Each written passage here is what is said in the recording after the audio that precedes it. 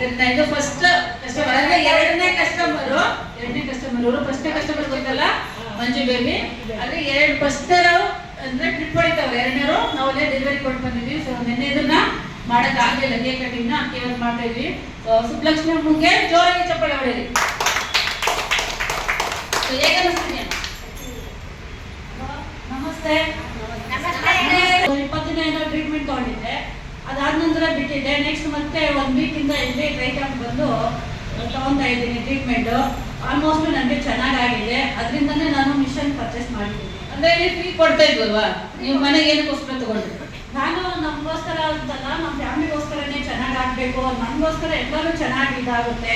ಅವರೆಲ್ಲರೂ ಇಲ್ಲಿ ಬಂದು ಟೈಮ್ ಸ್ಪೆಂಡ್ ಮಾಡೋಕ್ಕಾಗಲ್ಲ, ನಾನೊಬ್ರು ಬಂದರೆ ಆಗಲ್ಲ ಅಂತ ಹೇಳ್ಬಿಟ್ಟು ಮನೆಗೋಸ್ಕರನೇ ಚೆನ್ನಾಗಿರ್ಲಿ ಅಂತ ತಗೊಂಡಿದ್ದೀನಿ. ಅಂದ್ರೆ ನಾನೊಬ್ಬ ಆರೋಗ್ಯ ಇರಲಿ ಸಾಲದು, ಮನೇಲಿರ್ತಕ್ಕಂಥವ್ರು ಆರೋಗ್ಯ ಇರಲಿ ಅನ್ನೋ ಕಾರಣಕ್ಕೆ ಪರ್ಚೇಸ್ ಮಾಡಿದ್ದಾರೆ.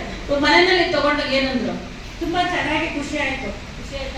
ಇವಾಗ ನಿಮ್ಗೆ ತಗೊಂಡ್ರಿ ದುಡ್ಡನ್ನ ಅಂದ್ರೆ ಹೊಂದಿಸ್ಲಿಕ್ಕೆ ಕಮ್ಮಿ ಅಮೌಂಟ್ ಅಲ್ಲ ಇದು. ಸೊ ಇದನ್ನ ಹೊಂದಿಸ್ಲಿಕ್ಕೆ ನಿಮ್ಗೆ ಅನುಕೂಲ ಆಯ್ತಾ ಅಥವಾ ಕಷ್ಟ ಆಯ್ತಾ? ಇಲ್ಲ, ಅನುಕೂಲ ಆಯ್ತು.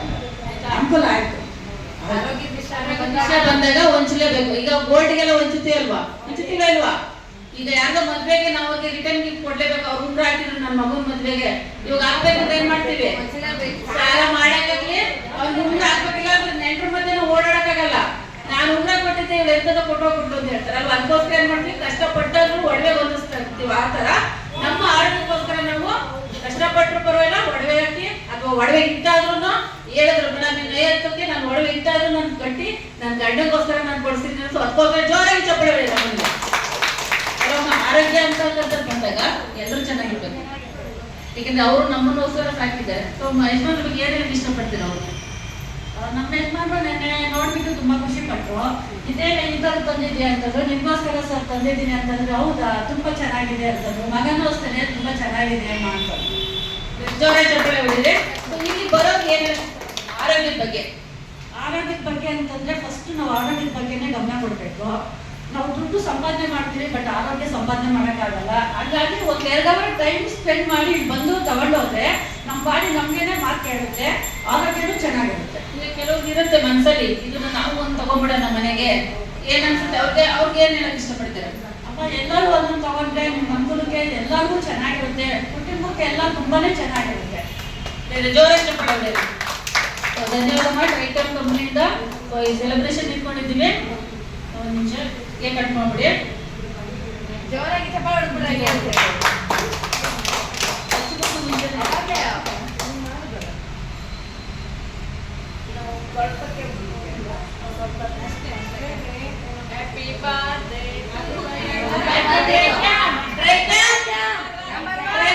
Number one.